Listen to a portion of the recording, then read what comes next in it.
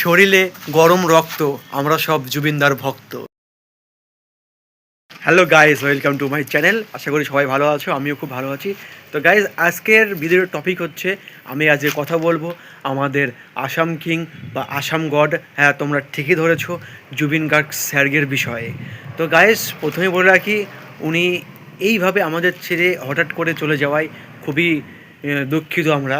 তো শুধু আমিই নয় বা তোমরাই নয়, অল ইন্ডিয়ার 90% লোক বলো বা অল ইন্ডিয়ার পুরো লোকই বলো দুঃখিত ওনার এইভাবে চলে যাওয়ার কারণে। উনি ছিলেন নিঃসন্তান। কোথাও কোনো বাচ্চা দেখলে তাকে বুকে জড়িয়ে ধরে আদর করতে উনি খুব ভালোবাসত।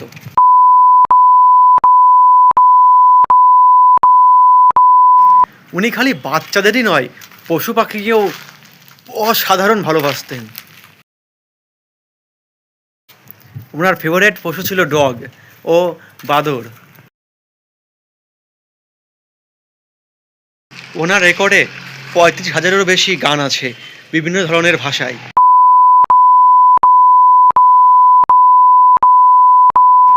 উনি এমন একজন মানুষ ছিলেন, ওনার শোভাযাত্রায় রাস্তায় নেমে এসেছিল 35 থেকে 40 লাখেরও বেশি মানুষ।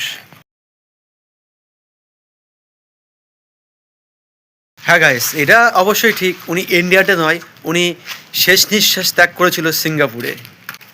ওনার এইভাবে চলে যাওয়ার সহ্য না করতে পেরে কান্নায় ভেঙে পড়েছিল আসাম তথা পার্শ্ববর্তী শহর।